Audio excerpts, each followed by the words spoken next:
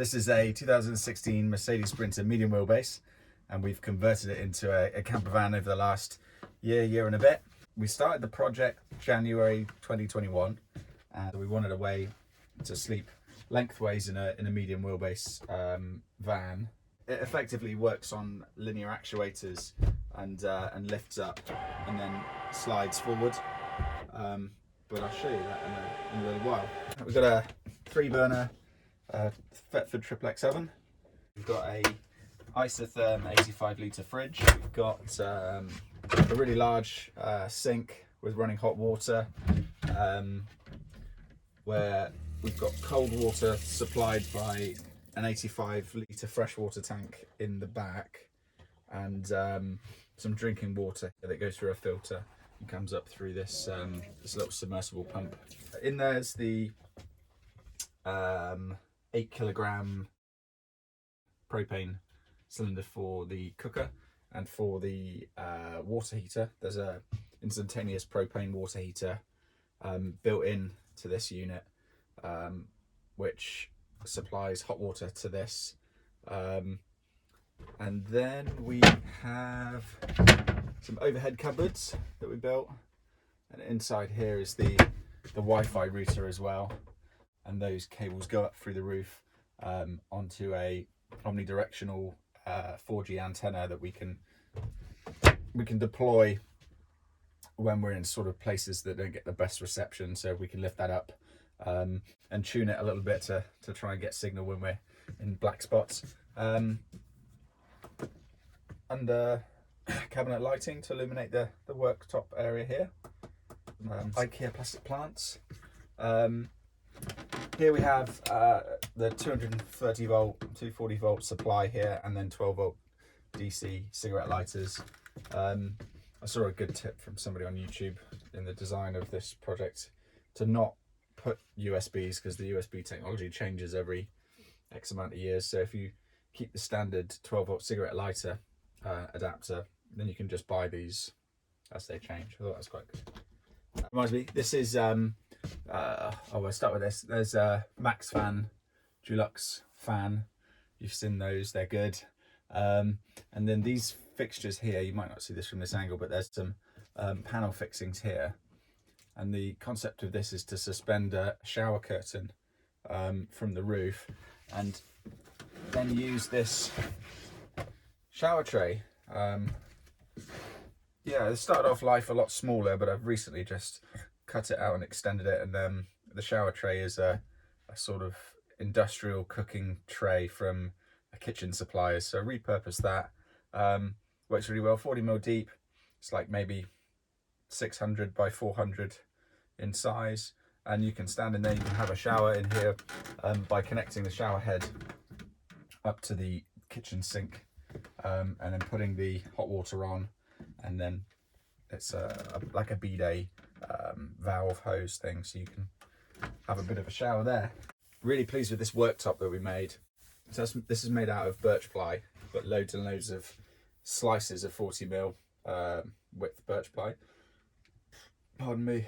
And we sandwiched it all together, and we put some yacht varnish on there to seal it all in. So yeah, really pleased with that. We've got overhead storage. We adapted this shelf to go in above the cab area for a bit of storage. There's a Spasher diesel heater for the driver's seat, swivel seat here, double swivel seat. We've got the Lagoon table mount. We're trying to work out good places to sort of situate the mount plates for this. I saw a few people mount it on the A-pillar here, but I've made this block to space it off enough so it doesn't foul the seat. I saw these from somebody's Instagram page. These look quite good, so yeah, these are little adapters to suspend the table when it's stowed away.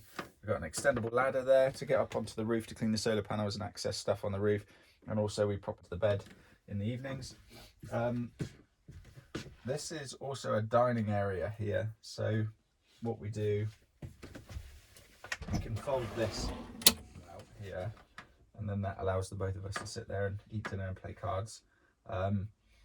And I've initially used these folding stainless steel latches that you've probably seen, and then we couldn't quite work out, it wasn't particularly easy or elegant to get in and sit down, so I adapted the runners so they slide back. You can sit down, and then that seats the two of us, so you can get in and out a little easier. Yeah, that's it really. Poster wall, not a poster wall, a cork board with pictures and memories of our travels, which is really nice. I've got a TV here, or a monitor. This monitor was just a domestic household monitor, TV even, and it runs on, I think it ran on like 19 volts DC. There was a transformer, and I just cut it off and just put on a cigarette lighter adapter, and so the lithium batteries normally are like 14 volts, and it runs quite happily, which is good. It's got a nice robust mount arm. Ergotron is the manufacturer, really good. So we can face it this way and sit down and watch TV from the swivel seats there. We can turn it around and watch in bed, or even possibly if we were needing to work on the road, we could connect in through the video in HDMI and have the laptop working there.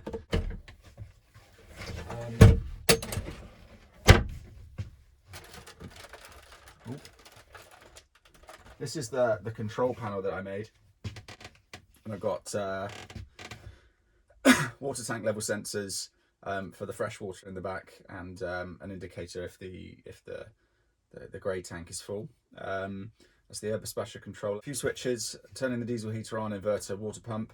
The remote inverter switch is really helpful because there's a little bit of parasitic draw on the inverter when you have it turned on but not using it. So that's really good just to have that function here. And we rarely use the inverter. I don't think it's needed. We've got a 12 volt, nominal 12 volt DC adapter for charging laptops. Phones are on a cigarette lighter charge adapter. The only thing we use the inverter for is to charge this, but I'm sure this could be adapted. This says it's 5.5 volts DC, so yeah, you could get a DC regulator and do that. But yeah, I don't think an inverter AC power is really necessary. Black & Decker Hoover, which is really helpful for cleaning up around the van. Got an electric heater as well. If you were to park up on a site that had a hookup, you could run this in the van, save your diesel. So that's in there just in case for the winter months. Cutlery drawer, toilet here. Pull out Thetford chemical toilet. I'd like one of those composting loos, but they're a little bit too high really. We'd have to compromise on this drawer height, so maybe in the future I might modify these drawers to be a bit shallower and then make up this lower cabinet to be larger and put one of those composting toilets. I think there was a few manufacturers I looked at. So I'll show you the bed. So the bed works by coming up on actuators. The larger cushion, which is 1350 by 1 meter, that pushes to the back. That's 165 mil in depth, thickness, and it's made from aluminium extrusion on some pretty robust runners rails, and then IKEA slats. Bought it all off the internet, designed it on CAD. So this comes up on actuators like this. I'm going to speed this up because it's really loud and takes forever.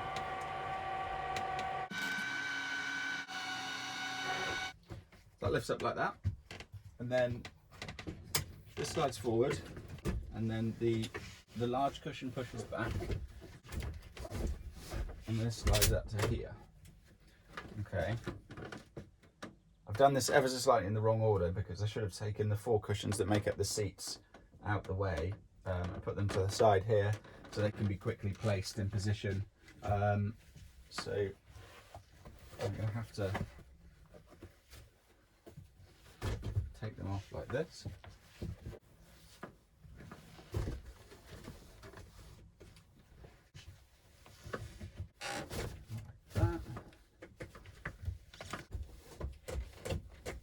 That makes up a full double bed, slightly larger in length actually. It's a double in width, so 1350 millimeters in width and 2 meters in length. The other clever trick is that because we've got two independent sets of actuators, we can actually level it. So if we're parked on a bit of a slope, yeah, this is where the TV can be positioned for when you're in bed, and then the ladder goes like this.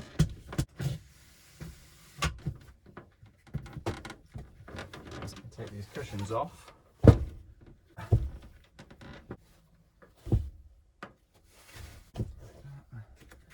We pull the main cushion back here.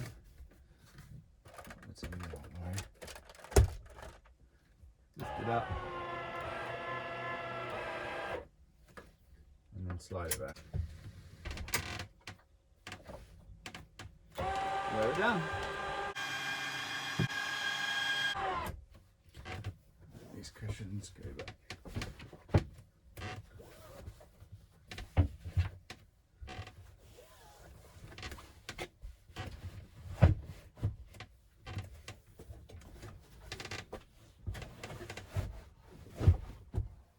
Just like that. So I think that pretty much sums up the tour of the inside of the van. Yeah. I'll show you a bit of what's in the boot of the van. Yeah, I'll show you the back of the van where we keep tools and storage and stuff. You can access it from underneath the table, which is quite helpful. If you've forgotten something that's in the boot, you can get under the table and pull it out that way. Yeah, I'll go around and show you the outside.